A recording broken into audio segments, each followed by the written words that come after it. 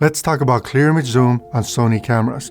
But rather than showing you what it looks like on, say, a flower or some other object, I'm going to do what I do. And I'm going to show you what the difference is when you use clear image zoom or digital zoom in camera versus scaling it up in post-production on what arguably matters most, skin tones. This video is brought to you by Soundstripe, royalty-free music, sound effects, and video assets for all your creative projects. I'll leave a link in the description so you can check them out. We'll start with our baseline. This was shot on the Sony a7S III with a 55mm lens at f2.8. I chose that lens because it's nice, compact, and sharp. So now that I've established our baseline, let's take a look at that same shot using clear image zoom. On my 6K display, I cannot see any image quality loss at all. The color, texture, tonality, and detail across my entire face and into my hairline is all there. I can see detail in my scalp and of course all the fine lines and wrinkles and everything else that happens to us as we ripen up in age. Here's a PSA. Use sunscreen.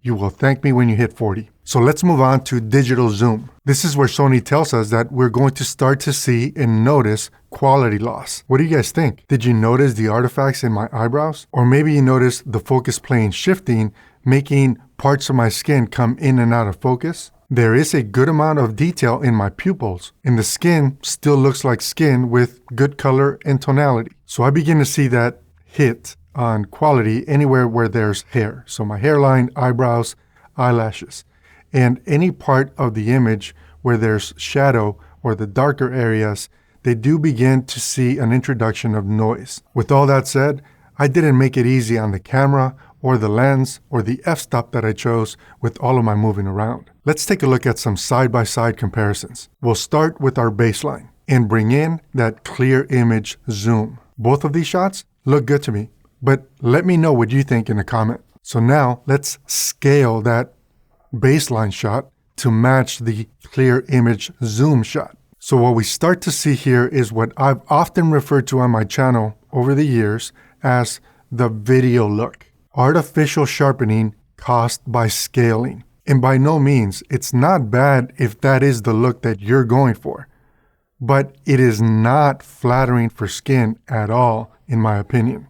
And if you work with women, they are not going to be interested in you accentuating fine lines, wrinkles, blemishes, the pores on their skin, or in some cases, that super thin, fine layer of hair that some women have. So now let's take a look at that digital zoom shot. And again, this is where Sony warns us about the fact that we're going to take a hit on quality. And let's bring in that baseline clip and scale it up to match that digital zoom shot.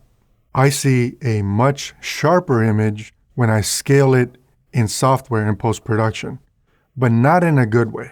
And the reason why I say that is because now I have to deal with artifacts and chromatic aberration, basically anywhere that there's hair. So in my eyelashes, which was clearly not there on the digital zoom version, and also in my eyebrows. My skin's texture became accentuated. Again, a little bit more exaggerated and sharpened.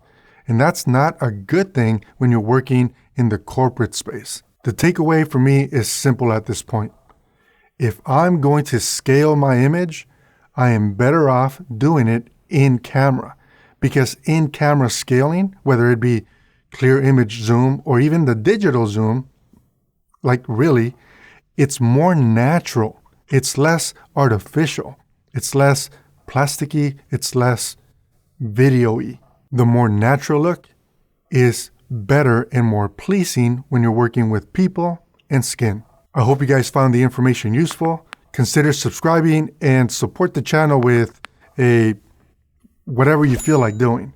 Don't forget to check out Soundstripe, and I will catch up with you guys in the comments. Take care.